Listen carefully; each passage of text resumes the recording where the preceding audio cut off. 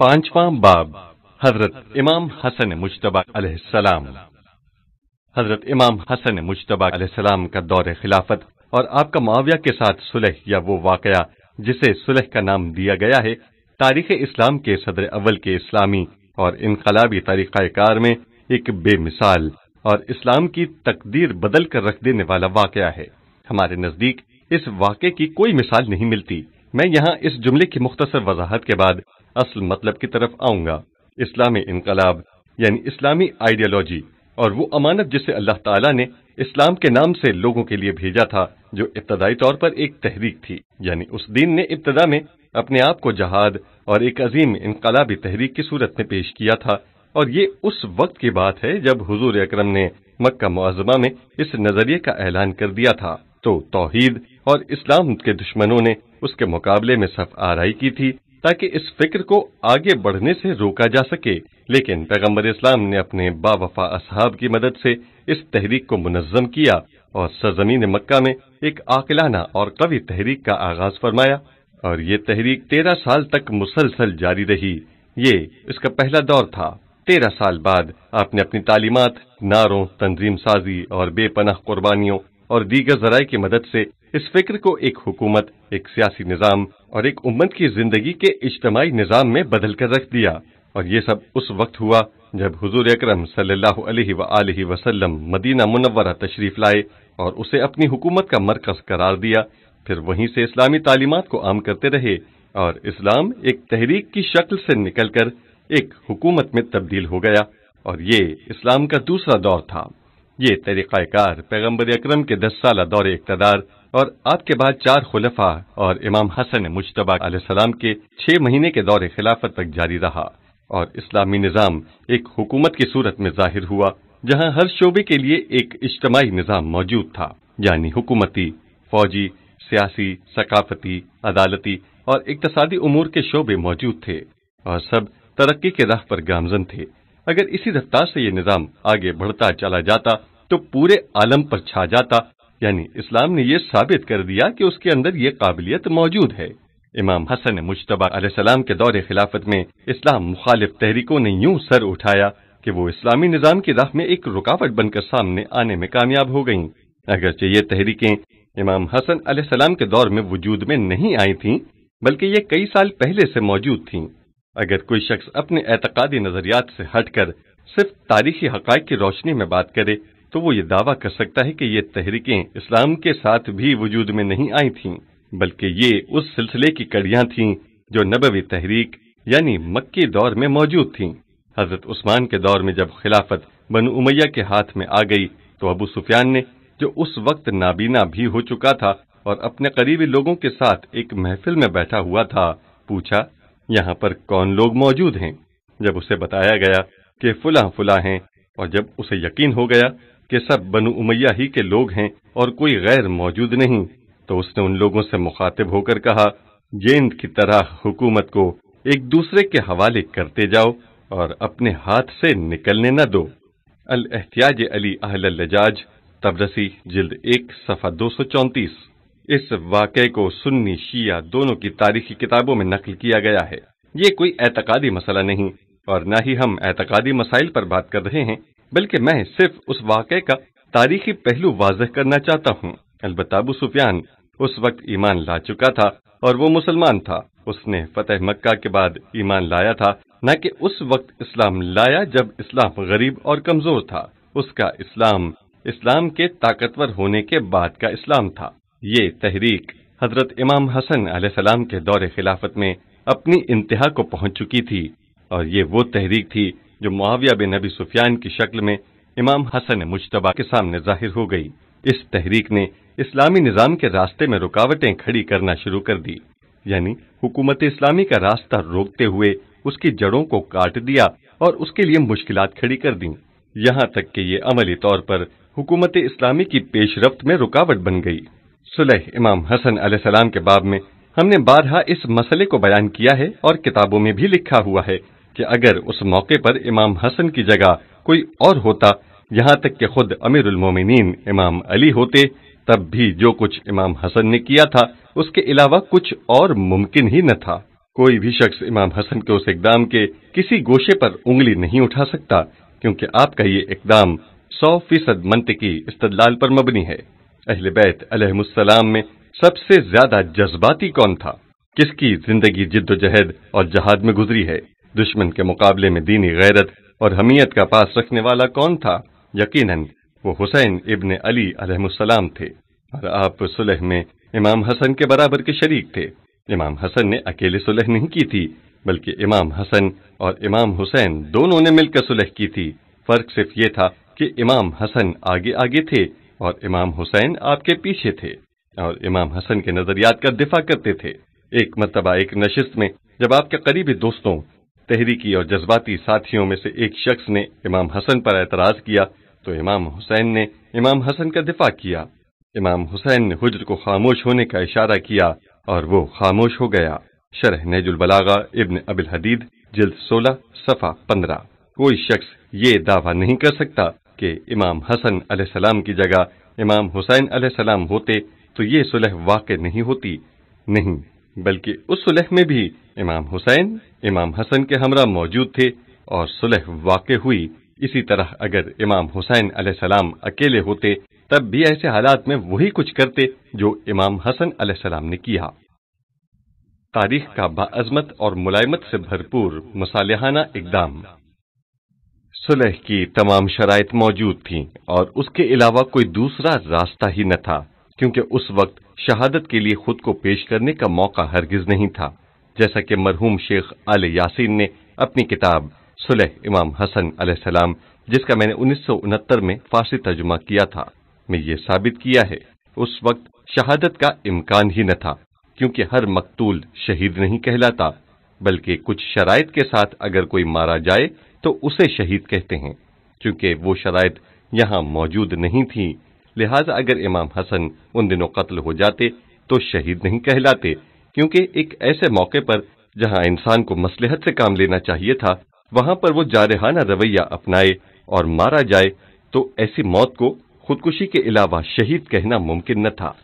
صلح امام حسن علیہ السلام کے مختلف پہلوؤں پر ہم بات کر چکے ہیں، لیکن اب مسئلہ یہ ہے کہ امام حسن مجتبی علیہ السلام کی صلح کے بعد حالات انتہائی ہوشیاری اور زیرکی کے ساتھ اس طرح سے منظم کیے گئے کہ اسلام اور اسلامی تعلیمات کو خلافت کے نام پر وجود میں آنے والی ملوکیت کے اس کثیف گرداب میں داخل ہی نہ ہونے دیا جائے، اور یہی امام حسن علیہ السلام کا کارنامہ تھا۔ آپ نے ایک ایسا کام انجام دیا کہ جس کے ذریعے اسلام کی اصلی تعلیمات کو، جن کا آغاز مکہ سے ہوا اور مدینے میں یہ ایک اسلامی حکومت کی شکل میں ظاہر ہوئیں، اور امیر المومنین علی علیہ السلام کے دور حکومت اور خود امام حسن کے دور تک جاری رہیں، ایک نئی جہت دینی تھی، اور اگر یہ کام انجام دینا ایک حکومت کی صورت میں نہیں تو کم از کم ایک تحریک کی صورت میں ہی صحیح اسے انجام دینا تھا۔ اور یہ اسلام کا تیسرا دور تھا کہ جس میں اسلام نے دوبارہ ایک تحریک کی شکل اختیار کر لی تھی، جس کے نتیجے میں اسلام ناب محمدی، اسلام کی اصل تعلیمات، وہ اسلام جو ظلم کے مقابلے میں اٹھ کھڑا ہوتا ہے، وہ اسلام جو سازشوں کو ناکام بنا دیتا ہے، وہ اسلام جو ہر قسم کی تحریفات سے پاک ہے، اور وہ جو اسلام لوگوں کے ہاتھوں کھلونا بننے سے بچنے والا ہے، وہ اسلام باقی رہ گیا۔ لیکن یہ ایک تحریک کی صورت میں باقی رہ گیا، یعنی امام حسن کے دور میں اسلامی طرز فکر جس نے ایک طویل راستے کو طے کرتے ہوئے حکومت کی باغ ڈور سنبھالا تھا، اس نے دوبارہ پلٹ کر ایک تحریک کی شکل اختیار کر لی تھی۔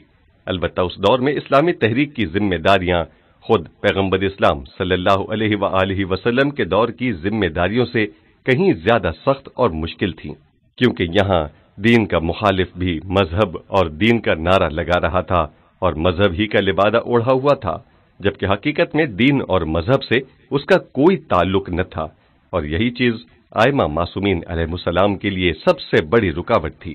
البتہ ائمہ اطہار علیہ السلام سے منقول روایات اور ان کے حالات زندگی کے مطالعے سے میں اس نتیجے پر پہنچ گیا ہوں کہ جس دن سے صلح امام حسن علیہ السلام واقع ہوئی، اسی دن سے لے کر آخر تک ائمہ معصومین کی مسلسل یہ کوشش رہی کہ کسی نہ کسی طریقے سے اس تحریک کو ایک مرتبہ پھر حکومت میں تبدیل کر سکیں۔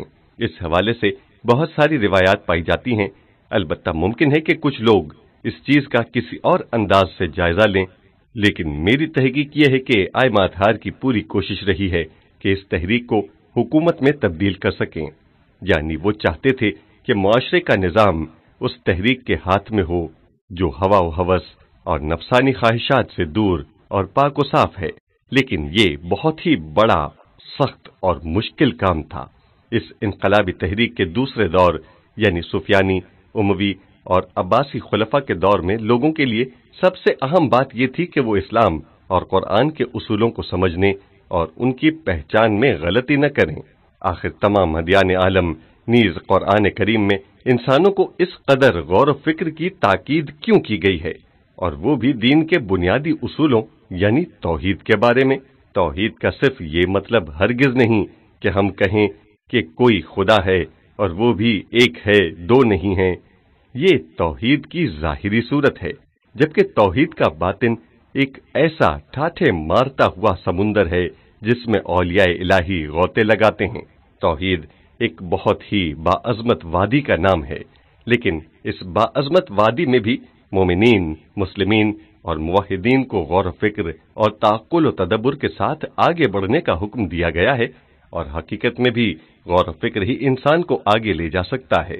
مختلف مراحل میں عقل وحی کے نور، معرفت کے نور اور اولیاء الہی کی تعلیمات سے اپنے لیے غذا حاصل کرتی ہے، لیکن پھر بھی جس طاقت کی مدد سے آگے بڑھا جا سکتا ہے وہ عقل کی طاقت ہی ہے۔ عقل کے بغیر کہیں بھی جایا نہیں جا سکتا۔ ملت اسلامیہ کو ان چند 100 سالوں کے عرصے میں جب خلافت کے نام سے ان پر حکومت کی گئی، یعنی 7ویں صدی تک، جو بنو عباس کی خلافت کا آخری دور تھا۔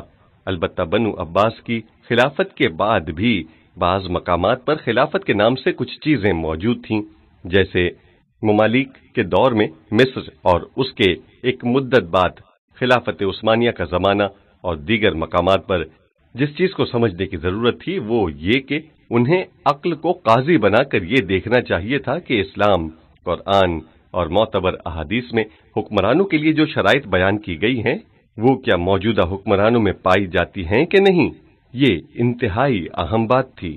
مروانی، سفیانی اور عباسی خلافت کا ایک ایسا دور تھا کہ جس میں اسلامی اقدار اپنا وقار کھو چکے تھے اور ان کے خالی ڈھانچے باقی رہ گئے تھے، لیکن ان اقدار کے بنیادی مضامین جاہلی اور شیطانی مضامین میں تبدیل ہو چکے تھے۔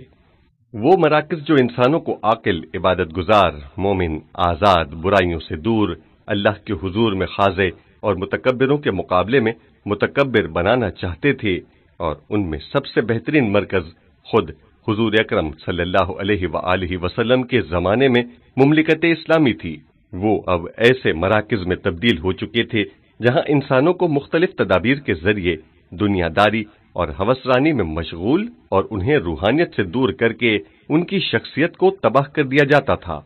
افسوس کے ساتھ کہنا پڑتا ہے کہ بنو امیہ اور بنو عباس کے پورے دور خلافت میں یہی سلسلہ جاری تھا۔ تاریخ کی کتابیں ایسے واقعات سے بھری پڑی ہیں، اگر ہم انہیں بیان کرنا چاہیں تو بہت وقت لگے گا۔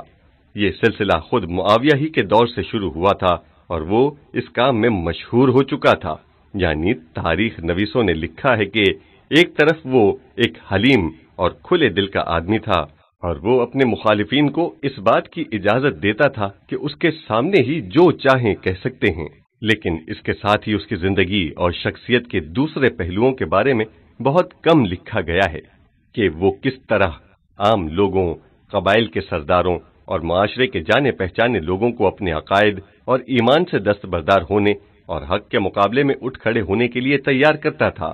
مورخین نے ان چیزوں کے بارے میں بہت کم لکھا ہے، لیکن پھر بھی بعض لوگوں نے کچھ نہ کچھ لکھا ضرور ہے۔ اس کی خلافت سے وابستہ لوگوں کی اس طرح تربیت کی جاتی تھی کہ انہیں خلیفہ کی رائے اور اس کی مرضی کے خلاف ایک لفظ بھی زبان پر لانے کی اجازت نہیں تھی۔ آخر یہ کیسا معاشرہ ہے اور یہ کس قسم کے انسان ہیں؟ لوگوں کے اندر یہ کیسا اسلامی اور الہی جذبہ کار فرما ہے کہ جس کی بنا پر وہ معاشرے سے برائیوں کا خاتمہ کر کے اسے ایک الہی معاشرہ بنانا چاہتے ہیں؟ کیا ایسا کرنا ممکن ہے؟ جاہز یا شاید ابو الفرج اصفہانی نے لکھا ہے کہ ایک مرتبہ اپنے دور خلافت میں معاویہ گھوڑے پر سوار ہو کر مکہ جا رہا تھا۔ اس کے برابر میں ایک اور شخص بھی اپنے گھوڑے پر سوار چل رہا تھا۔ معاویہ اس شخص کے ساتھ باتوں میں مگن تھا، ان کے پیچھے اور بھی لوگ چل رہے تھے۔ معاویہ زمانہ جاہلیت میں بنو امیہ کے کارنامے بیان کرتے ہوئے کہہ رہا تھا کہ یہاں ایسا تھا تو وہاں ویسا تھا، میرے باپ ابو سفیان نے اس وقت ایسے کارنامے انجام دیے۔ راستے میں کچھ بچے کھیل رہے تھے کہ کسی بچے نے ایک پتھر پھینکا اور وہ معاویہ کے ساتھ والے آدمی کی پیشانی پر جا لگا اور اس کی پیشانی سے خون بہنے لگا۔ اس شخص نے معاویہ کی باتوں میں خلل نہیں ڈالا، بلکہ کچھ کہے بغیر خاموشی سے درد کو برداشت کرتا رہا۔ معاویہ یوں ہی اپنی باتوں میں مگن تھا کہ اچانک اس کی نظر اس شخص کی پیشانی پر پڑی۔ اس نے دیکھا کہ اس کی پیشانی سے خون بہ رہا ہے۔ ارے یہ کیا ہوا ہے؟ تمہاری پیشانی سے خون بہ رہا ہے؟ وہ شخص معاویہ کے جواب میں کہتا ہے، کیا میری پیشانی سے خون بہ رہا ہے؟ کہاں ہے؟ یعنی وہ شخص یہ تاثر دینے کی کوشش کر رہا تھا کہ وہ معاویہ کی باتیں سننے میں اس قدر مگن تھا کہ اسے پتہ بھی نہیں چلا کہ اس کی پیشانی پر پتھر لگا ہے اور خون بہ رہا ہے۔ معاویہ نے اسے پوچھا، تعجب ہے، تمہاری پیشانی پر پتھر لگا ہے اور خون بہ رہا ہے، تجھے پتہ بھی نہیں چلا؟ اس نے کہا، نہیں، مجھے تو پتہ ہی نہیں چلا۔ اس نے اپنی پیشانی پر ہاتھ رکھتے ہوئے کہا، تعجب ہے، خون بہ رہا ہے؟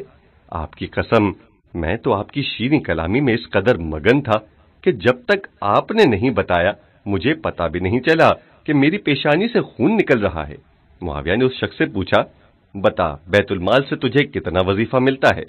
اس نے کہا، مثلا مجھے اتنا ملتا ہے۔ معاویہ نے کہا، واقعاً تیرے ساتھ ظلم ہو رہا ہے۔ اس نے وہیں بیٹھے بیٹھے حکم دیا کہ اس کا وظیفہ 3 گنا بڑھایا جائے۔ یہ تھا معاویہ کی حکومت کا مزاج اور اس دور کی ثقافت کا معیار۔ اس زمانے میں جو لوگ سرداروں اور خلفاء کی چاپلوسی کرتے ہوئے ان کے گن گاتے تھے، اختیارات انہی کے ہاتھوں میں ہوتے تھے۔ یہاں پر قابلیت اور معیار کی بنا پر اختیارات دینے کا رواج ہی نہیں تھا۔ بنیادی طور پر عرب معاشرے میں حسب و نسب کو بڑی اہمیت دی جاتی ہے کہ فلاں شخص کا تعلق کس قبیلے سے ہے اور اس کے والدین کون ہیں، لیکن یہ لوگ بنو امیہ تو حسب و نسب کا بھی کوئی خیال نہیں رکھتے تھے۔ عبد الملک بن مروان اور ان کے بعض بیٹوں کے دور حکومت میں انہوں نے یوسف بن عمر ثقفی نامی شخص کو ایک طویل عرصے تک عراق پر مسلط کیے رکھا، جو انتہائی بدبخت اور کینہ پرور شخص تھا۔ تاریخ میں اس کی کینہ پروری کے بہت سارے واقعات بیان کیے گئے ہیں۔ یہ شخص چھوٹے قد کا حامل تھا۔ وہ جب درزی کو کپڑے دیتا تو اس سے پوچھتا تھا کہ کیا یہ کپڑا اس کے سوٹ کے لیے کافی ہے؟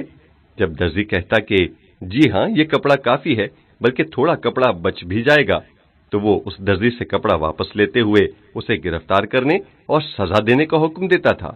جب درزیوں کو اس کی سعادت کا پتہ چل گیا تو جب بھی وہ کسی درزی کو کپڑا سینے دیتا اور پوچھتا کہ کیا یہ کپڑا میرے لیے کافی ہے، تو درزی اس کی طرف دیکھتے ہوئے کہتا، نہیں جناب، شاید یہ کپڑا آپ کے قد و قامت کے لیے کم پڑ جائے گا، لیکن ہمیں کافی محنت کرنی ہوگی تاکہ اسے آپ کے قد و قامت کے مطابق بنا سکیں۔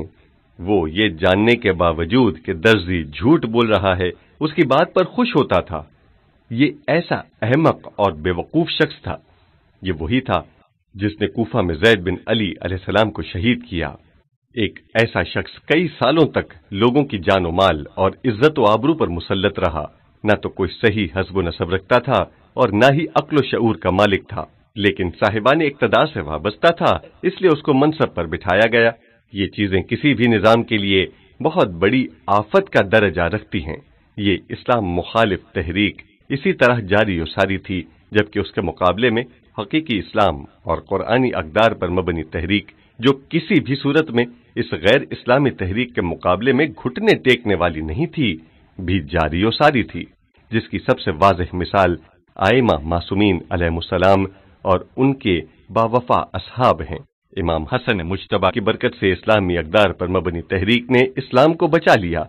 اگر امام حسن علیہ السلام صلح نہ کرتے تو دین اسلام کے ان متحرک اقدار میں سے کچھ بھی باقی نہ بچتا، بلکہ سب کچھ ختم ہو جاتا، کیونکہ اس صورت میں بظاہر غلبہ تو معاویہ ہی کو حاصل ہونا تھا، کیونکہ حالات یہ بتاتے ہیں کہ امام حسن کو کامیابی ملنے کے کوئی امکانات نہیں تھے، بلکہ کامیابی معاویہ ہی کو ملنے والی تھی، کیونکہ تمام تبلیغاتی ذرائع پر اس کا قبضہ تھا۔ دوسری طرف مسلمانوں کے درمیان اس کی شخصیت بھی جانی پہچانی تھی اور وہ کوئی غیر معروف آدمی نہیں تھا۔ امام حسن مجتبی علیہ السلام اگر صلح نہ کرتے تو خاندان رسالت کے تمام افراد مارے جاتے اور معاویہ ان میں سے کسی ایک کو بھی زندہ نہیں چھوڑتا تاکہ وہ اسلام کے اصلی اقدار کی حفاظت کر سکیں۔ سب کچھ ختم ہو جاتا اور اسلام کا نام لینے والا کوئی باقی نہیں بچتا اور واقعہ عاشورہ کی نوبت بھی نہ آتی۔ یعنی اگر امام حسن معاویہ کے ساتھ اس جنگ کو جاری رکھتے تو اس کے نتیجے میں خاندان رسالت کے تمام افراد ختم ہو جاتے۔ امام حسین کے علاوہ حجر بن عدی جیسے اور بھی نامور اصحاب قتل کر دیے جاتے۔ کوئی ایسا شخص باقی نہیں بچتا جو اسلام کی حقیقی اقدار کی حفاظت کر سکے۔ اس لیے امام نے صلح کی اور یہ امام حسن مجتبی علیہ السلام کا اسلام پر بہت بڑا احسان ہے۔ البتہ صلح امام حسن ایک زبردستی کی صلح تھی، لیکن پھر بھی ایک صلح واقع تو ہوئی تھی، لیکن امام حسن دل سے اس کے لیے راضی نہ تھے۔ اس لیے امام حسن نے جن شرائط پر معاویہ کے ساتھ صلح کی، ان شرائط نے معاویہ کی سیاست کو متزلزل کر دیا تھا۔ صلح امام حسن علیہ السلام اور اس کی شرائط بھی الہی تدبیر تھی۔ وَمَكَرُوا وَمَكَرَ اللَّهُ وَاللَّهُ خَيْرُ الْمَاكِرِينَ۔ انہوں نے دشمنوں نے مکاری کی تو اللہ نے بھی جوابی تدبیر کی اور خدا بہترین تدبیر کرنے والا ہے۔ سورہ آل عمران آیت 54۔ یعنی اگر امام حسن علیہ السلام اس وقت معاویہ کے ساتھ جنگ کرتے تو یقیناً مارے جاتے، اور وہ بھی اپنے ہی اصحاب کے ہاتھوں جنہیں معاویہ کے جاسوسوں نے بھاری رقم دے کر خریدا تھا، اور معاویہ کہتا کہ حسن ابن علی علیہ السلام کو میں نے تو نہیں مارا بلکہ خود ان کے اصحاب ہی نے مارا ہے۔ عین ممکن ہے کہ وہ اس صورت میں امام حسن کے لیے مجلس ترحیم کا بھی انتظام کرتا، لیکن بعد میں وہ امیر المومنین کے اصحاب کو ایک ایک کر کے تہ تیغ کر دیتا، اور شیعہ نام کا کوئی ایک شخص بھی باقی نہیں بچتا جو 20 سال بعد کوفہ میں امام حسین کو دعوت دے سکے۔ لہذا امام حسن علیہ السلام نے تشیع کی بنیادوں کو بچایا تاکہ 20-25 سال بعد حکومت کی باغ ڈور اہل بیت رسول صلی اللہ علیہ وآلہ وسلم کے ہاتھ آ جائے۔ جب امام حسن مجتبی نے معاویہ سے صلح کر لی تو بہت سے جاہل اور کم فہم لوگوں نے آپ کو مختلف طریقوں سے ہدف تنقید بنایا۔ کبھی وہ آپ کو مومنین کی ذلت اور رسوائی کا باعث گردانتے ہوئے کہتے تھے، یا مذلل المومنین، تحف العقول صفحہ 308۔ آپ نے معاویہ کے ساتھ صلح کر کے مومنین کی اس پرجوش جماعت کو ذلیل و رسوا کر دیا ہے اور انہیں معاویہ کے سامنے سر تسلیم خم کرنے پر مجبور کیا ہے۔ کبھی احترام کو ملحوظ خاطر رکھتے ہوئے ذرا دھیمے لہجے میں یہی باتیں دہرائی جاتی تھیں، لیکن امام علیہ السلام ان تمام اعتراضات اور تنقیدوں کے جواب میں ان سے صرف ایک جملہ ارشاد فرماتے تھے جو شاید آپ کے تمام فرمودات میں سب سے زیادہ واضح اور بہتر ہے، اور وہ جملہ ہے ماخوذ از سورہ انبیاء آیت 111۔ أَدْرِي لَعَلَّهُ فِتْنَةٌ لَكُمْ وَمَتَاعٌ إِلَى حِينٍ۔ مجھے نہیں معلوم، شاید یہ تمہارے لیے ایک آزمائش ہو۔ بہار الانوار جلد 44 صفحہ 56۔ تمہیں کیا معلوم، شاید یہ تمہارے لیے ایک آزمائش ہو اور معاویہ کے لیے ایک عارضی سرمایہ ہو۔ آپ کا یہ جملہ در حقیقت قرآن کریم کا ایک اقتباس ہے۔ اس سے پتہ چلتا ہے کہ آپ کو مستقبل کا انتظار ہے، اور وہ مستقبل اس کے علاوہ کچھ اور نہیں ہو سکتا کہ آپ کی نظر میں حق سے منحرف اور ناقابل قبول حکومت برطرف ہو جائے اور اس کی جگہ آپ کی پسند کی ایک حکومت قائم ہو جائے۔ لہذا آپ نے ان لوگوں سے مخاطب ہو کر فرمایا، تم صلح کے فلسفے کو نہیں جانتے ہو، تمہیں کیا معلوم، شاید اسی میں ہی کوئی مصلحت پوشیدہ ہو۔ صلح کے آغاز ہی میں جب شیعہ عمائدین میں سے دو مشہور شخصیات مسیب بن نجبہ اور سلیمان بن سرد خزائی چند مسلمانوں کے ہمراہ امام حسن مجتبی علیہ السلام کی خدمت میں حاضر ہوئے اور عرض کیا، ہمارے پاس خراسان اور عراق وغیرہ میں خاصی افرادی قوت موجود ہے اور ہم اسے آپ کے اختیار میں دینے کے لیے تیار ہیں اور معاویہ کا شام تک تعاقب کرنے کے لیے حاضر ہیں۔ تو آپ نے انہیں تنہائی میں گفتگو کے لیے طلب کیا اور کچھ بات چیت کی، اور جب وہ آپ کے ہاں سے باہر نکلے تو ان کے چہرے پر طمانینت کے آثار دکھائی دے رہے تھے۔ انہوں نے اپنے فوجی دستوں کو رخصت کر دیا، حتیٰ کہ ساتھ آنے والوں کو بھی کوئی واضح جواب نہ دیا۔ طاہا حسین مشہور معاصر مصری مورخ کا یہ دعویٰ ہے کہ دراصل اسی ملاقات میں شیعوں کی تحریک کا سنگ بنیاد رکھ دیا گیا تھا، یعنی وہ یہ کہنا چاہتے ہیں کہ امام حسن مجتبی علیہ السلام نے ان لوگوں کے ساتھ مل بیٹھ کر اور آپس میں بات چیت کر کے ایک عظیم شیعہ تنظیم کی بنیاد رکھ دی تھی۔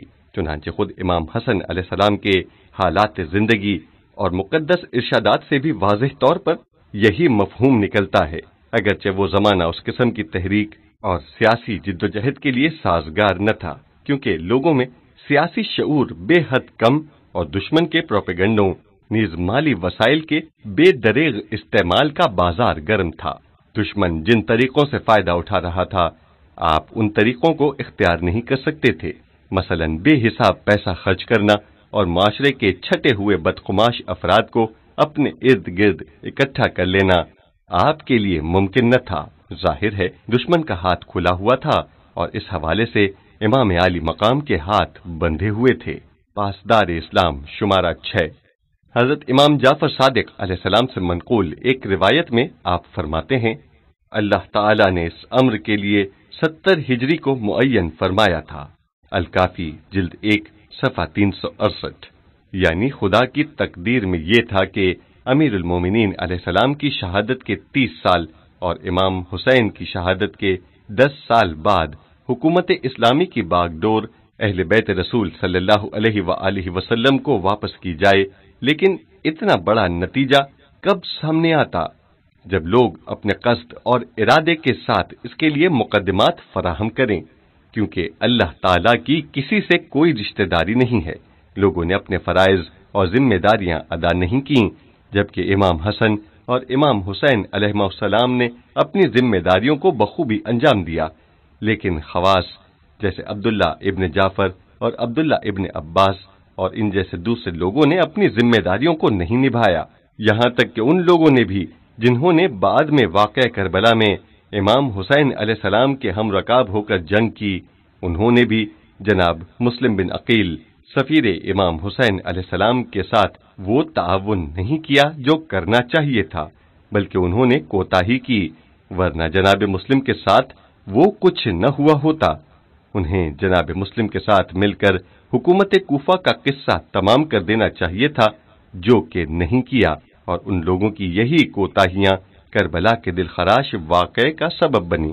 اس کے بعد امام جعفر صادق علیہ السلام مزید فرماتے ہیں، جب امام حسین علیہ السلام کو شہید کر دیا گیا تو اہل زمین پر اللہ تعالی کے غضب میں شدت پیدا ہو گئی اور تاسیس حکومت کا وقت 140 ہجری تک کے لیے آگے بڑھا دیا گیا۔ الکافی جلد 1 صفحہ 368۔ یعنی یہ کام تاخیر کا شکار ہو گیا اور میرے خیال میں 140 ہجری تک پہنچ گیا، یعنی 70 سال مزید تاخیر ہو گئی اور بنو عباس کے دور خلافت تک پہنچ گیا۔ بس معلوم ہوتا ہے کہ امام حسن علیہ السلام کی صلح ایک عظیم کام کا مقدمہ قرار پائی، ورنہ ائمہ معصومین علیہ السلام اتنی آسانی کے ساتھ اپنے موقف سے دستبردار ہونے والے کب تھے؟ اور کیا ولایت اور حکومت کا مسئلہ کوئی چھوٹی بات تھی؟ نہیں، بلکہ یہ دین کی بنیاد تھی، لیکن حالات اس قسم کے درپیش آئے تھے۔ صلح امام حسن علیہ السلام کے بارے میں اب تک بہت کچھ لکھا اور کہا گیا ہے، لیکن میں یہاں پر اس عظیم واقعے کا ایک دوسرے زاویے سے جائزہ لینا چاہتا ہوں، کیونکہ اس واقعے کا تعلق تاریخ کے ایک انتہائی حساس موڑ سے ہے جو اس کی اہمیت میں اضافہ کر دیتا ہے، چونکہ تاریخ اسلام ایسے سیاسی واقعات سے بھری پڑی ہے جیسے پیغمبر اسلام صلی اللہ علیہ وآلہ وسلم، امیر المومنین علیہ السلام اور دوسرے ائمہ معصومین علیہ السلام کے دور کے واقعات، یا خلفائے بنو امیہ اور بنو عباس کے دور کے واقعات وغیرہ۔ لیکن صلح امام حسن علیہ السلام جیسے واقعات جو پورے تاریخ اسلام پر اثر انداز ہوئے ہوں بہت کم ہیں۔ میری نظر میں تاریخ اسلام میں اس قسم کے چند ایک واقعات پائے جاتے ہیں جو اس طرح پوری تاریخ پر اثر انداز ہوئے ہوں۔ اس لحاظ سے کئی صدیوں پر مشتمل تاریخ اسلام میں صلح امام حسن علیہ السلام کا واقعہ انتہائی اہمیت کا حامل ہے۔ اس واقعے کا ایک اہم موڑ اسلامی خلافت کا ملوکیت میں تبدیل ہونا ہے۔ اگر ہم اس نقطے پر غور و فکر کریں تو یہ جملہ بہت ہی پرمغز اور انتہائی اہمیت کا حامل ہے، کیونکہ خلافت اور ملوکیت دو الگ الگ قسم کے طرز حکومت ہیں۔ ان دونوں قسم کے طرز حکومت میں صرف کسی ایک یا دو تین چیزوں میں اختلاف موجود نہیں، بلکہ یہ دونوں بالکل ہی ایک دوسرے سے مختلف ہیں۔ یعنی خلافت کوئی اور چیز ہے، جبکہ ملوکیت، بادشاہت دوسری چیز ہے، جن کا مسلمانوں اور اسلامی معاشرے پر حکمرانی کا انداز بھی مختلف ہے۔ اس واقعے نے تاریخ اسلام کا رخ موڑ دیا، اور رخ موڑنے کا مطلب تو آپ جانتے ہی ہیں، جیسا کہ ایک ریل گاڑی جو شمال کی طرف رواں دواں ہے، کسی ایک مقام پر ڈرائیور اس کے ٹریک کو تبدیل کرتے ہوئے اس کا رخ دوبارہ جنوب کی طرف موڑ دیتا ہے۔ البتہ یہ ایک دم محسوس نہیں ہوتا، لیکن تھوڑی دیر بعد جب انسان پیچھے مڑ کر دیکھتا ہے تب اسے احساس ہونے لگتا ہے۔ میں اس واقعے کو اس نظر سے دیکھتا ہوں۔ حضرت امام حسن مجتبی علیہ السلام کی امیر شام سے صلح کے بعد ایک نئے دور کا آغاز ہوا۔ آج کی اصطلاح میں گویا پاور ایک پارٹی سے دوسری پارٹی کو منتقل ہوئی۔ اب دیکھنا یہ ہے کہ ان دونوں پارٹیوں کی خصوصیات کیا ہیں۔ یہ جو دو پارٹیوں نے ایک دوسرے کی جگہ لے لی ہے، ان کے درمیان کیا فرق ہے، یہ ایک بات ہے۔ دوسری بات یہ کہ جب باطل تحریک نے اقتدار کو اپنے ہاتھ میں لیا تو اس نے اسلامی معاشرے پر اپنا تسلط قائم کرنے کے لیے کون سے حربے استعمال کیے۔ تیسری بات یہ کہ جب حقیقی پارٹی امام حسن علیہ السلام اور ان کے ساتھی کو اقتدار سے محروم کر دیا گیا تو اس نے باطل تحریک کے مقابلے میں صبر و استقامت کے کون سے طریقوں کو اپنایا، یعنی اس نے کون کون سے طریقے اختیار کیے۔ چوتھی بات یہ کہ شکست کی وجوہات کیا تھیں، یعنی وہ کون سے عوامل تھے کہ جن کی بنا پر حق کو شکست کا سامنا کرنا پڑا، اس کی کیا وجوہات تھیں۔ پانچویں بات یہ کہ فاتح گروہ مغلوب کے ساتھ کس طرح پیش آیا، یہ واقعے کا انتہائی اہم اور عبرتناک باب ہے۔ چھٹی چیز، مغلوب گروہ کا فاتح کے ساتھ کیسا رویہ رہا، اس گروہ نے کون سی پالیسی اختیار کی۔ ساتویں بات یہ کہ اس واقعے کا نتیجہ کیا نکلا۔ ان دونوں تحریکوں کی بہت سی خصوصیات ہیں، ان میں سے بعض کا تعلق حق سے ہے جبکہ بعض کا تعلق باطل سے ہے۔ اگر میں یہاں ان خصوصیات کو ایک ایک کر کے گننا چاہوں تو ایک طویل فہرست بن جائے گی، لہٰذا میں نے ان کا خلاصہ کیا ہے۔ حق کی تحریک یعنی امام حسن علیہ السلام کی پارٹی کی نظر میں سب سے اہم چیز دین تھا۔ دین سے مراد کیا ہے؟ یعنی لوگوں کے ایمان اور عقیدے میں دین باقی رہے، لوگ ایمان اور عمل میں دین کی پابندی کریں اور معاشرے پر بھی دین حاکم ہو۔ یعنی ان کی نظر میں اصل بات یہ تھی کہ معاشرہ دین کی قوت، دین کی حاکمیت اور دین کے دائرے میں رہتے ہوئے آگے بڑھے۔ دوسرے الفاظ میں معاشرے میں اسلامی نظام نافذ ہو، جبکہ اقتدار ہاتھ میں لینا، حکومت قائم کرنا اور امور کو اپنے ہاتھوں میں لینا اور اس قسم کے دیگر فروعی مسائل ان کی نظر میں دوسرے، تیسرے اور چوتھے درجے کے کام تھے۔ ان کی نظر میں بنیادی مسئلہ یہ تھا کہ اس نظام اور معاشرے پر دین کی حاکمیت کار فرما ہو، اور جو لوگ اس معاشرے میں رہ رہے ہیں ان کا ایمان نہ صرف باقی رہے بلکہ ان کے دلوں کی گہرائیوں میں بھی راسخ ہو۔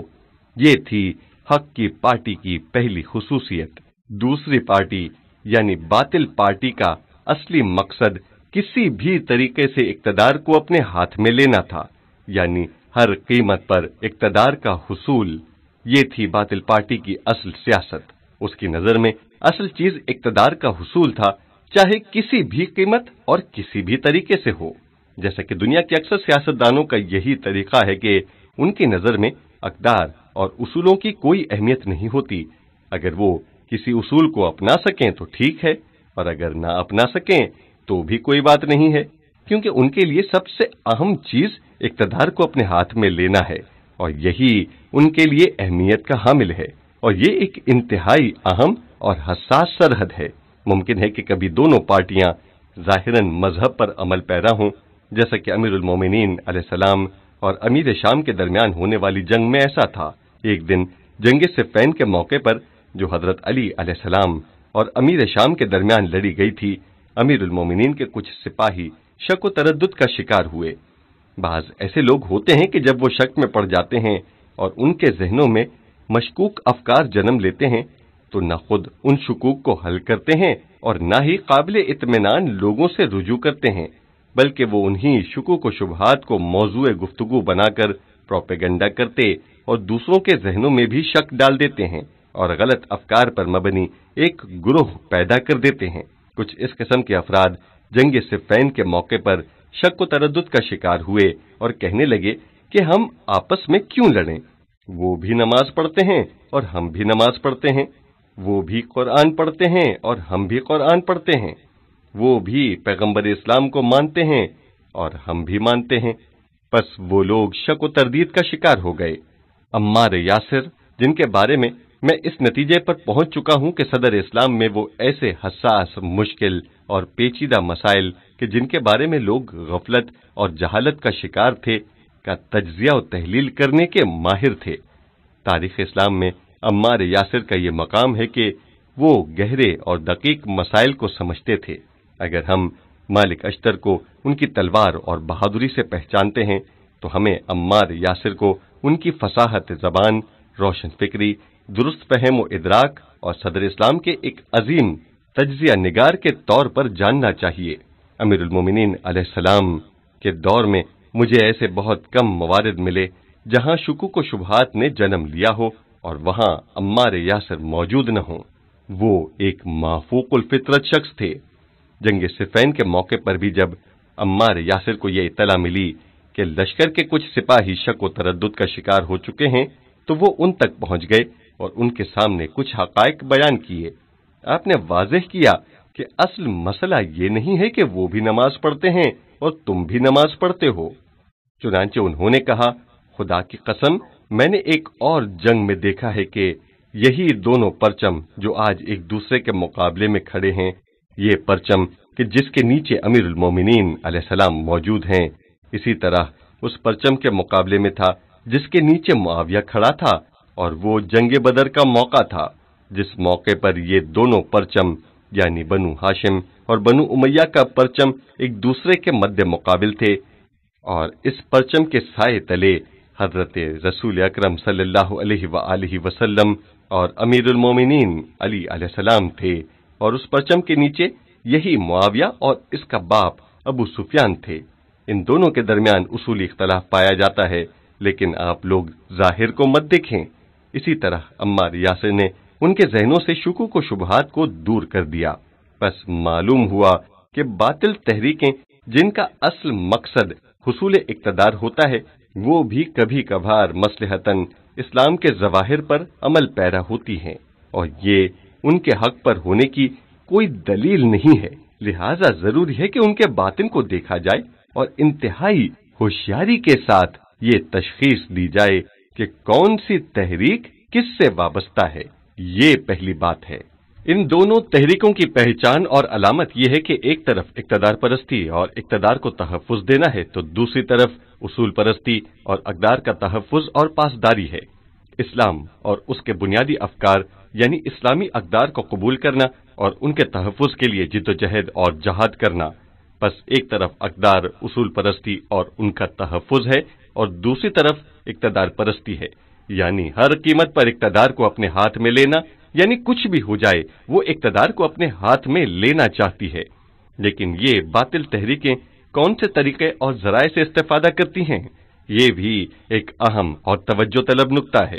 ہمیشہ باطل تحریکیں مختلف طریقہ کار اپناتی ہیں، جیسا کہ معاویہ کا منصوبہ ایسے طریقوں پر مشتمل تھا جو اس کے اقتدار، طاقت اور تحفظ سے عبارت ہے۔ اس کے ہر عمل سے کسی نہ کسی حوالے سے اپنے اقتدار کے استحکام کا مقصد پھوٹتا ہے۔ اس کے اقدامات میں سے چند ایک درج ذیل ہیں۔ ایک، طاقت کا اظہار۔ بعض جگہوں پر وہ اپنی طاقت کا بھرپور اظہار کرتا ہے اور اپنے مخالفین کی بے رحمی سے سرکوبی کرتا ہے۔ دو، دولت اور پیسے کا استعمال جو سازشی عناصر کے لیے ایک بہترین ذریعہ آمدنی ہے۔ تین، تبلیغ اور جھوٹا پروپیگنڈا۔ چار، سیاست بازی یعنی سیاسی طریقوں سے اپنے مخالفین کو شکست دینا۔ یہ وہ حربے تھے جن سے معاویہ خوب استفادہ کرتا تھا۔ ملاحظہ کیجئے کہ معاویہ ایک جگہ اس قدر سختی کے ساتھ پیش آتا ہے کہ حجر بن عدی، جن کا شمار پیغمبر اکرم صلی اللہ علیہ وآلہ وسلم کے نامور اصحاب میں ہوتا ہے، جنہیں قتل کر دینا اس کے لیے انتہائی مہنگا بھی پڑ سکتا ہے، लेकिन वो उसे कत्ल करा देता है। रशीद हिजरी का ताक़ुब करता है, यहाँ तक कि उन्हें भी शहीद कर देता है।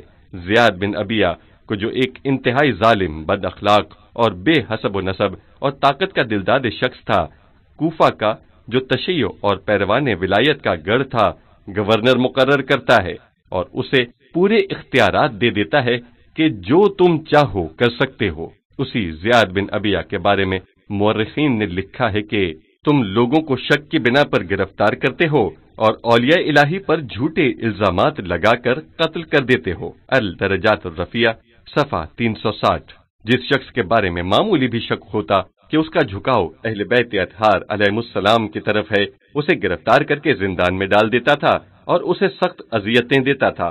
और जिस शख्स पर अहले बैत अलैहिमुस्सलाम के ताउन का इल्जाम लगता, उसे कत्ल करके उसका नामो निशान मिटा देता था। यानी इराक और कूफा में, जो शियान अहले बैत का मरकज था, एक अजीब अफरा तफरी और दगरगुं सूरत हाल थी। मुआविया कहीं इस तरह अपनी ताकत का मुजाहिरा करता था और दूसरी जगह यही मुआविया है। मगर इसका किरदार आप देख लें कि जब किसी कबीले की एक ज़ईफ खातून आकर उसे गालियां देती है और उसे खूब बुरा भला कहती है, तुमने ये किया, तुमने वो किया, मुआविया उसे कुछ भी नहीं कहता, बल्कि हंसते हुए उसके साथ शफकत और मोहब्बत का बर्ताव करता है। अदी बिन हातिम इस हालत में अमीर शाम के पास आता है जब वो दोनों आंखों से नाबीना हो चुका है। मुआविया कहता है, ए अदी, अली ने तुम्हारे साथ इंसाफ नहीं किया। तुमने मेरे साथ अली की जंग में अपने दोनों बेटों को खो दिया, लेकिन अली ने अपने दोनों बेटों यानी हसन और हुसैन को बचा कर रखा।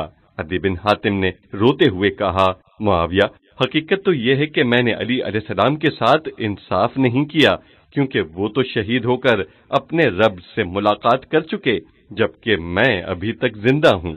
अमीर शाम के दरबार में जब कभी किसी अहले बैत के चाहने वाले की मौजूदगी में अमीरुल मोमिनीन अलैहिस्सलाम की शान में मामूली सी गुस्ताखी भी की जाती, वो अपनी पूरी ताकत और शुजाअत के साथ मुआविया और उसके साथियों के खिलाफ एहतजाज करता और मुआविया हंसते हुए उसे नजरअंदाज कर देता था। यहाँ तक कि कभी कभार वो रोते हुए कहता था, जी हाँ, आप सही कह रहे हैं। शायद इन बातों का कारीन को यकीन न आए, लेकिन ये हकीकत हैं। ये प्रोपेगेंडा ही है कि पूरी तारीख में बातिल कुव्वतों ने इससे खतरनाक और मसमूम तरीन वसीले के तौर पर काम लिया है। हक की तहरीकें बातिल तहरीकों की तरह प्रोपेगेंडों से काम नहीं ले सकती हैं, क्योंकि अगर झूठे प्रोपेगेंडों के जरिए किसी के जहन को मुकम्मल तौर पर मुतासर करना चाहें तो उसके लिए बहुत ज्यादा ड्रामेबाजी, झूठ और फरेब से काम लेना पड़ता है, जो हक की तहरीकों के लिए नामुमकिन है। ये बातिल तहरीकें ही हैं कि जिनके नजदीक इन कामों की कोई अहमियत नहीं है, बल्कि उनके नजदीक अहमियत इस बात की है कि एक हकीकत को किसी दूसरी शक्ल में लोगों के सामने पेश किया जाए और उस काम के लिए तमाम वसाइल से इस्तेफादा करती हैं। आप हजरात ये सुनते रहते हैं कि जब अमीरुल मोमिनीन इमाम अली अलैहिस्सलाम महराब इबादत में शहीद कर दिए गए तो अहले शाम को ताज्जुब हुआ कि अली महराब में क्या कर रहे थे। महराब तो नमाजियों की जगह है। बाज लोगों को इन बातों पर यकीन नहीं आता, लेकिन ये एक हकीकत है। मुआविया ने कई सालों पर मुश्तमिल हुकूमत के दौरान और इससे कबल उसके बड़े भाई यजीद बिन अबी सुफियान के दौरे हुकूमत में मुख्तलिफ प्रोपेगेंडों के जरिए शाम के माहौल को इस कदर धुंधला कर दिया और लोगों के जहनों को खराब कर दिया था कि वो उसकी झूठी बातों के अलावा कुछ भी समझने से कासिर थे, और वो मुआविया और बनु उमैया की हिमायत और अहले बैत अतहार के खिलाफ झूठे प्रोपेगेंडे थे। ये एक हकीकत है कि दुनिया इस्लाम में हिजरत के 100 साल बाद, यानी शायद अमीरुल मोमिनीन अलैहिस्सलाम की शहादत के 40-50 साल बाद तक मिंबरों से आप पर लान तान होता रहा। मैंने ये जो कहा कि इस्लामी दुनिया में लान तान का बानी खुद मुआविया है और ये उसके अखलाक का मेयार था। बाज लोग अहले तशय्यो को मुरद इल्जाम ठहराते हुए उन्हें बुरा भला कहते हैं कि वो क्यों बाज सहाबा पर लान तान करते हैं, जबकि ये वो काम है जिसकी बुनियाद खुद मुआविया ने रखी थी, जिसने अमीरुल मोमिनीन इमाम अली अलैहिस्सलाम के जिनके बारे में पैगंबर इस्लाम सल्लल्लाहु अलैहि वसल्लम ने फरमाया था। हजरत रसूल अकरम सल्लल्लाहु अलैहि वसल्लम अपनी बेटी जनाब फातिमा ज़हरा अलैहिस्सलाम से मुखातिब होकर फरमाते हैं, मैंने तुम्हारी शादी ایک ایسے شخص سے کی ہے جس نے سب سے پہلے اسلام قبول کیا، جو علم میں سب سے بڑا ہے، جس کا اخلاق سب سے اچھا ہے، جو سب سے زیادہ اللہ کی معرفت رکھتا ہے۔ عوالم العلوم والمعارف جلد 11 صفحہ 383۔ رسول اکرم کے بعد سب سے افضل شخص حضرت علی تھے۔ الکافی جلد 15 صفحہ 201۔ وہ علی جو اصحاب میں سب سے زیادہ آپ کے قریب اور اسلام لانے میں پہل کرنے والے تھے، ان پر سال ہا سال تک ممبروں سے لعن و طعن ہوتا رہا، آپ کی برائیاں کی گئیں، یہاں تک کہ عمر بن عبدالعزیز جب خلیفہ بن گیا تو اس نے اس سلسلے کو ممنوع قرار دیتے ہوئے کہا کہ آج کے بعد کسی کو حق نہیں پہنچتا ہے کہ وہ یہ کام کرے۔ عبد الملک بن مروان کے بعد یکے بعد دیگرے اس کے 2 بیٹے ولید اور سلیمان خلیفہ بنے۔ اس کے بعد 2 سال کے لیے خلافت عمر بن عبدالعزیز کو ملی۔ 2 سال بعد دوبارہ خلافت عبد الملک کے دوسرے 2 بیٹوں یعنی یزید اور حشام کو ملی۔ جب خلافت عمر بن عبدالعزیز کو ملی تو اس نے ان لوگوں کو امیر المومنین امام علی علیہ السلام پر سب و شتم سے روکا۔ اس وقت تک یہ سلسلہ جاری تھا اور شروع میں تو لوگوں کو اس کام پر تعجب ہوتا تھا، لیکن آہستہ آہستہ وہ اس بات کے عادی ہوتے گئے۔ میں نے تاریخ میں پڑھا ہے کہ دنیا اسلام میں کوئی قاری، محدث اور راوی ایسا باقی نہیں جسے معاویہ اور بنو امیہ کے حکومتی کارندوں نے اہل بیت اطہار کے خلاف اور بنو امیہ کے حق میں احادیث گڑھنے اور ان کے حق میں آیات الہی کی تفسیر بیان کرنے اور اس قسم کے دوسرے کاموں کے لیے تیار نہ کیا ہو۔ سمرہ بن جندب کے مشہور حدیث لا ضرر ولا ضرار فی الاسلام، یعنی اسلام میں نہ تو خود نقصان اٹھانے کی اجازت ہے اور نہ ہی دوسروں کو نقصان پہنچانے کی، من لا یحذر الفقیہ جلد 4 صفحہ 334 بھی اسی سے مربوط ہے۔ اس کا تعلق اصحاب پیغمبر اسلام صلی اللہ علیہ وآلہ وسلم سے ہے، البتہ یہ ایک ایسا صحابی ہے کہ آپ اس سے نفرت کرتے تھے۔ اس کی وجہ وہی مشہور داستان ہے کہ کسی انصاری کے گھر کے صحن میں سمرہ کا ایک درخت تھا اور وہ اپنے درخت کو دیکھنے کے بہانے بغیر اطلاع کے اچانک اس انصاری کے صحن میں داخل ہو جاتا، جبکہ اس گھر میں اس کے بیوی بچے سب موجود ہوتے تھے۔ وہ دیکھتے تھے کہ اچانک ایک شخص بغیر اطلاع کے ان کے گھر میں داخل ہو جاتا ہے۔ سمرہ کی اس حرکت سے ان کو بہت تکلیف پہنچتی تھی، لہٰذا وہ انصاری اس شخص کی شکایت لے کر پیغمبر اسلام کی خدمت میں پہنچ گیا۔ پیغمبر اسلام صلی اللہ علیہ وآلہ وسلم نے سمرہ بن جندب سے کہا کہ وہ اس درخت کو انصاری کے ہاتھوں فروخت کر دے، لیکن اس نے ایسا کرنے سے انکار کرتے ہوئے کہا کہ درخت میری ملکیت ہے، میں اس کی دیکھ بھال کے لیے جاتا رہوں گا۔ یہ سن کر پیغمبر اسلام نے فرمایا، چلو اس درخت کو میرے ہاتھ فروخت کر دو۔ اس نے قبول نہیں کیا۔ حضور اکرم نے فرمایا، میں تجھے اس درخت کے بدلے جنت میں ایک درخت کی ضمانت دیتا ہوں۔ گویا آپ نے اسے جنت کا وعدہ بھی کیا، لیکن اس نے قبول نہیں کیا اور کہا، مجھے ہر صورت میں اپنا یہی درخت چاہیے۔ اس کی یہ بات سن کر آپ نے مالک مکان کو حکم دیا کہ گھر جا کر اس کا درخت جڑ سے اکھاڑ کر باہر پھینک دو تاکہ یہ اسے لے جائے۔ آپ نے فرمایا، لا ضرر ولا ضرار فی الاسلام، یعنی دین اسلام میں ضرر اور ضرار کی کوئی گنجائش نہیں ہے۔ اس بہانے کہ یہاں میری ملکیت کی چیز ہے، آپ کسی کو تکلیف پہنچا نہیں سکتے، کیونکہ اسلام میں اس بات کی کوئی گنجائش نہیں ہے۔ لا ضرر کی یہ مشہور حدیث، جسے ہمارے ہاں ایک فقہی اصول کی حیثیت حاصل ہے، کا تعلق اسی سمرہ بن جندب سے ہے۔ یہ شخص امیر شام کے دور حکومت تک زندہ رہا۔ اس کی عاقبت کو دیکھ لیجئے۔ معاویہ اصحاب پیغمبر اکرم صلی اللہ علیہ وآلہ وسلم کی تلاش میں رہتا تھا، کیونکہ معاشرے میں ان کا ایک نام اور مقام تھا، لہٰذا وہ انہیں اپنے ارد گرد جمع کرنا چاہتا تھا۔ اس نے سمرہ بن جندب کو بھی اپنے حلقہ احباب میں شامل کر لیا اور اسے کہا کہ میں چاہتا ہوں کہ درج ذیل مشہور آیت کی نسبت امیر المومنین علی علیہ السلام کی طرف دے۔ وہ آیت یہ ہے، وَمِنَ النَّاسِ مَن يُعْجِبُكَ قَوْلُهُ فِي الْحَيَاةِ الدُّنْيَا وَيُشْهِدُ اللَّهَ عَلَى مَا فِي قَلْبِهِ وَهُوَ أَلَدُّ الْخِصَامِ۔ انسانوں میں ایسے لوگ بھی ہیں کہ دنیا کی مذمت کے بارے میں ان کی باتیں آپ کو بھلی لگتی ہیں اور وہ اپنے دل کی باتوں پر خدا کو گواہ بناتے ہیں، حالانکہ وہ بدترین دشمن ہیں۔ سورہ بقرہ آیت 204۔ یعنی کچھ لوگ ایسے بھی ہیں کہ جب وہ دنیا کے بارے میں بولتے ہیں تو دنیا کی مذمت میں ان کی باتیں تجھے تعجب میں ڈال دیتی ہیں، اور وہ باتیں تمہیں بھلی لگتی ہیں، اور وہ اپنے دل کی باتوں پر خدا کو گواہ بناتے ہیں، حالانکہ وہ ریاکاری کرتے ہیں۔ دنیا کی مذمت میں نہج البلاغہ میں موجود امیر المومنین امام علی علیہ السلام کی اس فصیح و بلیغ خطبے کے مقابلے میں جو انتہائی اثرات کا حامل ہے، امیر شام نے یہ پروپیگنڈا شروع کر دیا۔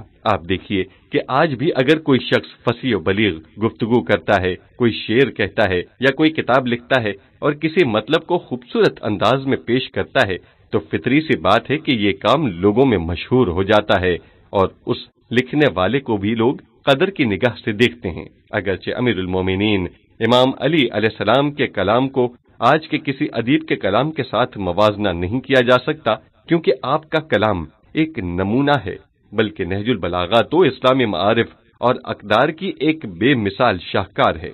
لوگوں کے درمیان امیر المومنین امام علی علیہ السلام کی شہرت کو معاویہ کیوں کر برداشت کر سکتا تھا؟ لہذا اس نے امیر المومنین کا دنیا کی مذمت اور زہد و تقوی پر مبنی خطبے کے مقابلے آپ کے خلاف کوئی سازش کرنا چاہی، اور سمرا سے کہا کہ تم لوگوں میں جا کر کہو کہ مذکورہ بالا آیت امیر المومنین علیہ السلام کے بارے میں نازل ہوئی ہے، یعنی امیر المومنین امام علی جو دنیا کی مذمت میں اس طرح کی باتیں کرتے ہیں تو تجھے تعجب ہونے لگتا ہے، جبکہ حقیقت میں وہ خود دنیا دار اور ایک لالچی انسان ہیں۔ لہذا یہ آیت حضرت علی علیہ السلام کے بارے میں نازل ہوئی ہے۔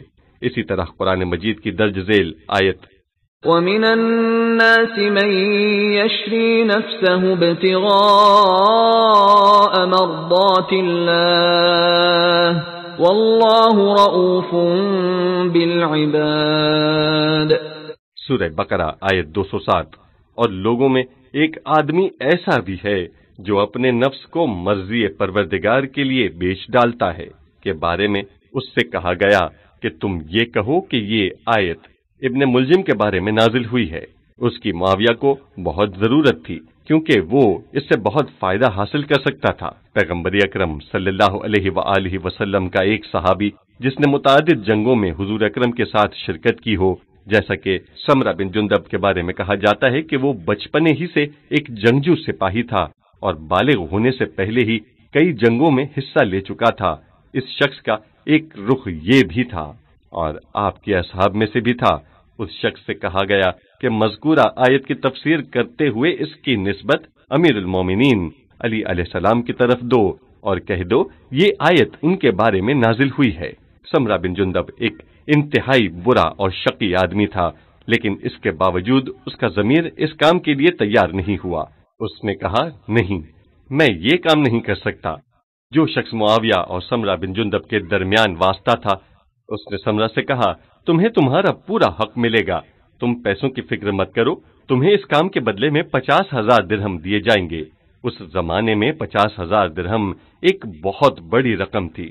50,000 چاندی کے سکے یعنی 5,000 سونے کے سکوں کے برابر تھے۔ اس زمانے کے حساب سے یہ ایک بہت بڑی رقم تھی۔ اسے اتنی بڑی رقم کی پیشکش کی گئی، لیکن اس نے کہا کہ مجھے قبول نہیں ہے۔ بعض لوگ کہتے ہیں کہ سمرہ ڈرامہ بازی کر رہا تھا اور اس طرح وہ مزید رقم نکلوانا چاہتا تھا۔ ایسا نہیں تھا کہ اس کا ضمیر اسے اس کام سے روک رہا ہے، کیونکہ وہ جانتا تھا کہ معاویہ کو اس کی ضرورت ہے، اس لیے وہ یہ ڈرامہ کر رہا تھا۔ بہرحال مجھے نہیں معلوم کہ وہ ڈرامہ کر رہا تھا یا اس کا ضمیر اسے اس کام سے روک رہا تھا۔ میں سمرہ جیسے شخص کے گناہوں کو اپنی گردن پر نہیں لینا چاہتا۔ جب اس نے انکار کیا تو معاویہ کی طرف سے قیمت بڑھاتے ہوئے 1,00,000 درہم کر دی گئی، لیکن جب اس نے پھر بھی انکار کیا تو 1,50,000 درہم، پھر 2,00,000 درہم کر دیا، لیکن اس نے پھر بھی قبول نہیں کیا تو قیمت بڑھاتے بڑھاتے 3,00,000 یا 5,00,000 کی پیشکش کی گئی، جو ایک بہت بڑی اور ناقابل تصور رقم تھی، لیکن اس نے پھر بھی قبول نہیں کیا۔ معاویہ نے اس شخص سے جو اس کے اور سمرہ کے درمیان واسطہ تھا کہا اس بے وقوف کو معلوم ہی نہیں کہ 5,00,000 درہم کتنے ہوتے ہیں۔ اس نے کہا 5,00,000 درہم یہاں لائے جائیں تاکہ وہ اپنی آنکھوں سے دیکھ لے کہ یہ کتنی بڑی رقم ہے، پھر دیکھتے ہیں کہ وہ قبول کرتا ہے کہ نہیں۔ معاویہ نے اپنے خزانچی کو حکم دیا کہ خزانے سے 5,00,000 درہم نکال کر یہاں لائے جائیں، کیونکہ اس زمانے میں چاندی کے سکے ہوتے تھے جنہیں تھیلیوں میں رکھا جاتا تھا، جن کا حجم بہت بڑا ہوتا تھا۔ خزانچی مزدوروں کے ذریعے درہم کی تھیلیاں لاتا گیا اور ایک دوسرے کے اوپر رکھتا گیا، یہاں تک کہ یہ تھیلیاں کمرے کی چھت تک پہنچ گئیں۔ اس کے بعد سمرہ سے کہا گیا کہ یہ ہیں 5 لاکھ درہم، اب بتاؤ تمہیں قبول ہے یا نہیں؟ اس نے ایک مرتبہ درہم کی ان تھیلیوں کی طرف دیکھا جو ایک بہت بڑی رقم تھی، لہذا قبول کر لیا، اور معاویہ کی خواہش کے مطابق کی گئی اس آیت کی تفسیر کتابوں میں محفوظ ہو کر رہ گئی۔ اگرچہ بعد میں علماء کرام نے دنیا اسلام سے اس قسم کی بے ہدہ اور فضول باتوں کا خاتمہ کر دیا، لیکن پھر بھی بعض لوگوں کے ذہنوں میں اس کے کچھ نہ کچھ اثرات باقی رہے۔ یہ وہ کارنامہ تھا جسے امیر شام نے انجام دیا تھا، اور یہی اس کے پروپیگنڈا مہم کا ایک حصہ تھا جسے وہ اپنی حکومت کے لیے ناگزیر سمجھتا تھا۔ حق کی تحریک کا طریقہ کار۔ باطل کی اس یلغار کے مقابلے میں حق کی تحریک بھی خاموش نہیں بیٹھی، بلکہ اس نے بھی کچھ طریقہ کار اپنایا۔ بطور خلاصہ وہ طریقے درج ذیل ہیں۔ سب سے پہلے بھرپور طاقت سے مقاومت۔ بعض لوگ یہ خیال کرتے ہیں کہ شاید امام حسن مجتبیٰ علیہ السلام جنگ سے ڈر گئے تھے، لیکن ایسا نہیں تھا، بلکہ امام حسن جنگ کے لیے بالکل تیار تھے۔ آپ کا شمار عرب کے بہادر لوگوں میں ہوتا ہے۔ میں نے مختلف کتابوں میں آپ کی شجاعت اور بہادری کے بے شمار واقعات پڑھے ہیں۔ البتہ امیر المومنین علیہ السلام کے دور میں لڑی جانے والی جنگوں میں جب آپ میدان جنگ میں جانا چاہتے تھے تو خود امیر المومنین آپ کو جنگ کی اجازت نہیں دیتے تھے، کیونکہ حضرت علی علیہ السلام یہ نہیں چاہتے تھے کہ امام حسن اور امام حسین علیہ السلام میدان جنگ میں جائیں اور اپنے لیے خطرات مول لیں۔ بعض لوگوں نے جب امیر المومنین امام علی علیہ السلام سے اس سلسلے میں پوچھا کہ محمد بن حنفیہ بھی تو آپ ہی کے بیٹے ہیں، لیکن آپ اسے میدان جنگ میں بھیجتے ہیں، لیکن حسنین علیہ السلام کو کیوں اجازت نہیں دیتے؟ تو آپ نے فرمایا، میں اس بات سے ڈرتا ہوں کہ کہیں پیغمبر اسلام صلی اللہ علیہ وآلہ وسلم کی نسل ختم نہ ہو جائے، کیونکہ یہ دونوں آپ کے وارث ہیں، لہٰذا میں ان کی حفاظت کرنا چاہتا ہوں۔ بس اس وجہ سے امیر المومنین امام حسن اور امام حسین کو میدان جنگ میں بھیجنے سے ہچکچاتے تھے، نہ کہ اپنی اولاد کی وجہ سے، کیونکہ آپ اپنے دوسرے بچوں سے بھی محبت کرتے تھے۔ خود امیر المومنین علیہ السلام بھی میدان جنگ کے ایک عظیم شہسوار اور خطرات مول لینے والے شجاع ترین آدمی تھے۔ آپ میدان جنگ سے گھبرانے والے کوئی عام انسان نہیں تھے، لیکن چونکہ حسنین علیہ السلام پیغمبر اسلام کے فرزند تھے، لہذا امیر المومنین ان کی جان کو خطرے میں ڈالنا پسند نہیں فرماتے تھے۔ البتہ امام علی کے دور میں لڑی جانے والی تمام جنگوں میں یہ حضرات موجود ضرور ہوتے تھے، لیکن انہوں نے کوئی زیادہ تلوار نہیں چلائی۔ یہی وجہ ہے کہ اس دور کے بہادروں میں ان حضرات کے نام نہیں ہیں، لیکن اس کے علاوہ ایرانیوں کے خلاف لڑی جانے والی جنگ میں امام حسن شریک تھے۔ اسی طرح جب معترضین نے حضرت عثمان کے گھر پر دھاوا بول دیا تھا تو امیر المومنین کے حکم سے خلیفہ کے گھر کا دفاع کرنے والوں میں آپ پیش تھے۔ اس کے علاوہ بھی بے شمار اہم مواقع پر امام حسن مجتبیٰ نے اپنے وجود کا لوہا منوایا۔ خود جمل اور صفین کی جنگوں میں بھی آپ کا بے مثال کردار رہا ہے، کیونکہ آپ کے کاندھوں پر بھاری ذمہ داریاں عائد تھیں۔ میں نے ان دونوں جنگوں جمل اور صفین کے واقعات میں امام حسن مجتبیٰ کا تذکرہ زیادہ جبکہ امام حسین کا کم دیکھا ہے، یعنی امام حسین کے مقابلے میں امام حسن نے زیادہ جنگوں میں حصہ لیا ہے۔ جی ہاں، آپ ایک مجاہد انسان، مدبر سیاستدان، فصیح بلیغ خطیب، قوی شخص اور بحث و مناظرے کے ماہر تھے۔ انسان جب آپ کے ارشادات کا مطالعہ کرتا ہے تو اس کے رونگٹے کھڑے ہو جاتے ہیں، کیونکہ آپ کے فرمودات انتہائی سخت اور دو ٹوک ہیں۔ امام حسن مجتبیٰ علیہ السلام نے معاویہ کے ساتھ صلح کے بعد ایسا دو ٹوک اور واضح موقف اپنایا کہ ایسے دو ٹوک اور چبھنے والے کلمات تو امیر المومنین امام علی نے بھی ادا نہیں کیے ہیں۔ دشمن کے مقابلے میں امیر المومنین کے فرمودات میں ایسا دو ٹوک موقف بہت ہی کم دکھائی دیتا ہے۔ شاید اس کی وجہ یہ تھی کہ آپ کا سامنا ایسے بے شرم اور خبیث دشمن سے نہیں تھا جس طرح کے دشمن کا امام حسن کو سامنا کرنا پڑا، لہذا امام حسن کے کام میں کسی قسم کی کوئی کمی نہیں تھی، اگر تھی تو وہ اس زمانے کی شرائط میں کمی تھی۔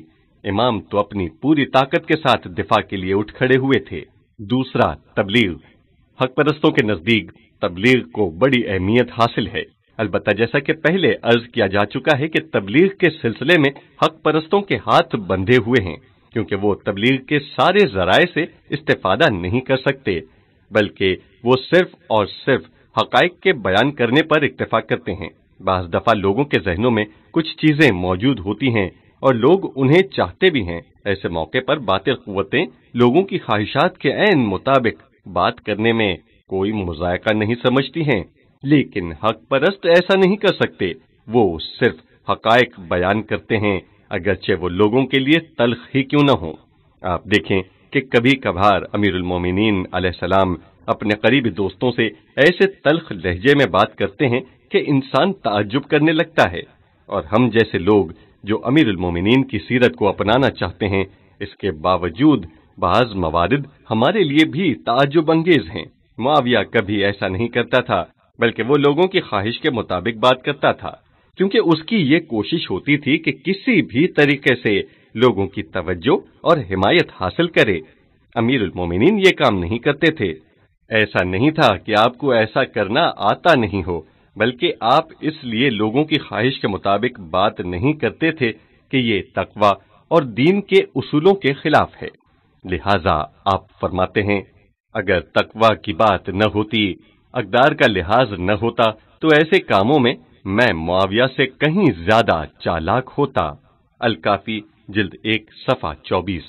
اور یہ حقیقت بھی ہے، کیونکہ آپ کی خاندانی بنیاد، پیغمبر اسلام سے آپ کے قدیمی اور قریبی تعلقات، آپ کے عظیم کارنامے، آپ کی عظیم روح کو دیکھا جائے تو معلوم ہوتا ہے کہ آپ معاویہ سے کہیں زیادہ زیرک اور ہوشیار تھے، اور آپ بہت کچھ کر بھی سکتے تھے، لیکن حق آپ کو ایسا کرنے کی اجازت نہیں دیتا تھا۔ دوسرا طریقہ اقدار کی حفاظت کی تاکید ہے، یعنی حق پرستوں کے نزدیک جس چیز کو زیادہ اہمیت حاصل ہے اور جس چیز کو وہ عملی طور پر بہت زیادہ اہمیت دیتے ہیں، وہ ہر قیمت پر اقدار کی حفاظت ہے، یہاں تک کہ اس حوالے سے انہیں ظاہری طور پر پیچھے کیوں نہ ہٹ جانا پڑے۔ اس چیز پر خاص توجہ دینے کی ضرورت ہے، یعنی حق پرست دیکھتا ہے اگر اس کے قیام سے پورے نظریے کو خطرات لاحق ہیں تو پھر وہ گوشہ نشینی اختیار کرتا ہے اور وہ اس میں عار محسوس نہیں کرتا، جیسا کہ سید الشہداء حضرت امام حسین علیہ السلام کا فرمان ہے، ذلت کی زندگی سے عزت کی موت بہتر ہے، اور جہنم میں جانے سے ذلت کی زندگی ہی بہتر ہے۔ بہار الانوار جلد 75 صفحہ 128۔ یعنی اگر مجھے ذلت کو قبول کرنا پڑے تو کروں گا، کیونکہ یہ آتش دوزخ میں داخل ہونے سے کہیں بہتر ہے۔ بعض مقامات پر کچھ لوگ ایسے بھی ہوتے ہیں جو بعض کاموں کو انجام دیتے ہوئے شرم محسوس کرتے ہیں اور ان سے بچنے کے لیے عذاب الہی کو قبول کر لیتے ہیں۔ یہ شرم کیا ہے؟ اصل بات یہ ہے کہ انسان اللہ تعالیٰ کی رضا اور خوشنودی کو حاصل کرے اور اپنی ذمہ داری نبھائے، اگرچہ اسے اپنی بات، اپنے نظریے اور موقف سے پیچھے ہٹنا ہی کیوں نہ پڑے، اور یہ کام اللہ تعالیٰ کی رضا اور اس کی خوشنودی کے لیے ہو۔ آپ ملاحظہ کیجئے کہ یہ ائمہ معصومین علیہ السلام کی زندگی کا ایک بنیادی قانون ہے، اور امام حسن مجتبی علیہ السلام کی زندگی میں بھی یہ چیز نمایاں نظر آتی ہے۔ امام حسن علیہ السلام ناموافق حالات کی وجہ سے معاویہ کے ساتھ صلح پر مجبور ہوئے، جبکہ اس وقت تک آپ مسلسل لشکر پر لشکر روانہ کر رہے تھے، لوگوں کو جنگ کے لیے تیار کر رہے تھے، لوگوں کو اپنے لشکر میں شامل کر رہے تھے، خطوط پر خطوط لکھ رہے تھے۔ خلاصہ یہ کہ دشمن کے ساتھ جنگ میں جن کاموں کی ضرورت ہوتی ہے انہیں مسلسل انجام دیتے تھے، لیکن جب آپ نے دیکھا کہ یہ جنگ جیتی نہیں جا سکتی تو پھر آپ نے صلح کو قبول کیا، جس کی وجہ سے آپ کے بہت سے قریبی ساتھیوں نے آپ سے علیحدگی اختیار کر لی۔ جب امام حسن علیہ السلام نے صلح کی تو بہت سے لوگ دل ہی دل میں خوش ہوئے، کیونکہ وہ دل سے اس جنگ سے خوش نہیں تھے، لیکن یہی لوگ جن کی صلح کے ساتھ دل کی مراد بر آئی تھی، امام کی خدمت میں پہنچ گئے اور آپ کو ناسزا کہنا شروع کیا۔ وہ کہنے لگے، آقا آپ اپنے موقف سے کیوں پیچھے ہٹے؟ امام حسن علیہ السلام کے قریبی ساتھی، یہاں تک کہ بعض بزرگان بھی، جن کا میں نام نہیں لینا چاہتا، جن کا شمار حضور اکرم کے جلیل القدر صحابہ میں ہوتا ہے، وہ آئے اور آپ کو ناسزا کہتے ہوئے آپ کو طرح طرح کے برے القابات سے نوازنے لگے، لیکن آپ نے عقب نشینی اختیار کی۔ اگلا مرحلہ حق پرستوں کی تحریک کی شکست کا تجزیہ ہے۔ امام حسن علیہ السلام کی شکست کی اصلی وجہ اور علت عمومی سوچ کی کمزوری اور لوگوں کا ایمان اور مادی خواہشات کی ملاوٹ تھی۔ حق یہ ہے کہ عمومی سوچ اور غور و فکر کے حوالے سے اس وقت کے لوگ بالکل ناآگاہ اور جاہل تھے۔ لوگوں کے دینی عقائد بھی دنیاوی خواہشات کے ساتھ مخلوط ہو چکے تھے۔ ان کی نظر میں اصل چیز مال و دولت تھی، اور صلح امام حسن علیہ السلام کے واقعے سے کوئی 10-20 سال پہلے ہی انسانیت کے بنیادی اقدار متزلزل ہو چکے تھے۔ ایک حد تک تبعیض اور ایک حد تک یہ چیزیں وجود میں آ چکی تھیں، اور یہ سب چیزیں موجب بنی کہ امام علی مقام علیہ السلام مقاومت نہ کر سکیں۔ لیکن فاتح گروہ کا شکست کھانے والے گروہ کے ساتھ رویہ یہ تھا کہ انہوں نے امام حسن اور ان کے ساتھیوں کو گرفتار کر کے جیلوں میں ڈالنے اور انہیں قتل کر دینے کی بجائے جب اقتدار پر قابض ہوئے تو ظاہراً امام حسن علیہ السلام اور ان کے ساتھیوں کا احترام ملحوظ خاطر رکھا۔ انہوں نے امام حسن علیہ السلام کے ساتھ ملاقات کی اور اس دوران بھی آپ کے احترام کا خاص خیال رکھا گیا، لیکن معاویہ اور اس کے ساتھیوں نے دل میں یہ قصد کیا ہوا تھا کہ کسی بھی طریقے سے امام حسن علیہ السلام کی شخصیت کو کمزور کر کے ختم کر دیں گے۔ یہی وجہ ہے وہ امام حسن کا اس لیے احترام کرتا تھا تاکہ آپ کی شخصیت کو ختم کر سکے، اور اس کا یہی طریقہ تھا جیسا کہ عرض کیا کہ انہوں نے اس بات کو اپنے پروپیگنڈا مہم کا اصل محور قرار دیا تھا۔ لیکن مغلوب پارٹی نے فاتح پارٹی کے ساتھ کیا کیا؟ انہوں نے اپنی پالیسی اور حکمت عملی اس طرح بنائی کہ اس فتنہ آمیز، گرد آلود، انتہائی خطرناک اور مسموم ماحول میں بھی حق کی ایک تحریک کو منظم کر سکیں اور اسے دین اسلام کے اصلی ستون کی مانند آگے بڑھا سکیں، کیونکہ وہ سوچ رہے تھے کہ اگر ہم پورے معاشرے کو صحیح اسلامی تعلیمات کی روشنی میں لے کر آگے نہیں جا سکتے تو پھر ایسی صورتحال میں ایک لولی لنگڑی تحریک چلانے کی بجائے چھوٹے پیمانے پر ہی صحیح ایک منظم اور نظریاتی تنظیم بنائی جائے تاکہ وہ باقی رہے اور دین اسلام کی بنیادی تعلیمات کی حفاظت کر سکے۔ اس کام کو امام حسن علیہ السلام نے انجام دیا۔ آپ نے محدود پیمانے پر ایک تحریک کا آغاز کیا، یا دوسرے الفاظ میں ایک پارٹی کی بنیاد رکھی جس کے ارکان ائمہ علیہ السلام کے اصحاب تھے۔ یہی تشیع کی تحریک ہی ہے کہ جس نے پوری تاریخ میں بدترین اور خطرناک حالات میں بھی آگے بڑھ کر دین اسلام کی بقا کے لیے کردار ادا کیا ہے۔ یہ تحریک نہ ہوتی تو پھر کب کا سب کچھ بدل چکا ہوتا۔ یہی امامت اور ائمہ معصومین علیہ السلام کی تحریک ہی ہے کہ جس نے حقیقی اسلام کو بچا کر رکھا ہے۔ نتیجہ یہ ہوا کہ غلبہ پانے والے فاتحین اور طاقتور محکوم بن کر رہ گئے، اور مغلوبین اور کمزور لوگ دنیا اسلام کے لوگوں کے ذہنوں اور دلوں پر حاکم بن گئے۔ اگر آج آپ عالم اسلام کی ذہنیت اور اس کی سوچ کا مطالعہ کریں تو آپ دیکھیں گے کہ وہی ذہنیت پائی جاتی ہے جس کی ترویج امیر المومنین امام علی علیہ السلام اور امام حسن علیہ السلام کیا کرتے تھے۔ آج اس ذہنیت کے طرفدار مشکل سے ہی ملتے ہیں جس کی ترویج معاویہ، یزید، عبد الملک بن مروان اور دوسرے خلفائے بنی امیہ کیا کرتے تھے۔ ان کی سوچ اور فکر شکست کھا کر مٹ گئی ہے، اب تاریخ میں اس کا کوئی وجود نہیں ہے۔ اگر ہم ان کی اس ذہنیت، ان کی سوچ اور فکر کا کوئی نام رکھنا چاہیں تو یہ مٹھی بھر ناصبی ہیں۔ نواسب ایک فرقے کا نام ہے کہ عالم اسلام میں آج اس کا کوئی ظاہری وجود نہیں ہے۔ ناصبی وہی لوگ تھے جو پیغمبر اکرم صلی اللہ علیہ وآلہ وسلم اور ان کے اہل بیت اطہار کو نازیبہ کہتے تھے۔